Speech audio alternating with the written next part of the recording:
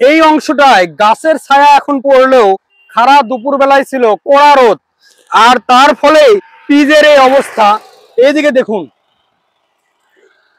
এগুলো একদম গলে গেছে আঠার মতো। সুপ্রিয় দর্শক, এখন বাজে 4টা 30 মিনিট, তারপরেও তাপমাত্রা প্রায় 40 ডিগ্রি সেলসিয়াস। এই তাপমাত্রায় রাস্তার পিচ গলে যাচ্ছে। এই যে দেখুন, আমি হাঁটছি, আমার জুতার সাথে রাস্তার পিচ লেগে যাচ্ছে। এগুলো অতিরিক্ত তাপমাত্রার ফলে গলে যাচ্ছে।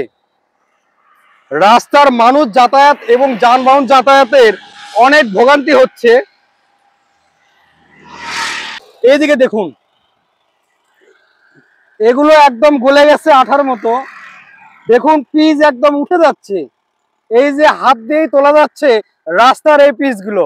ভালো করে দেখুন আপনারা, এটা রাস্তার পিচ।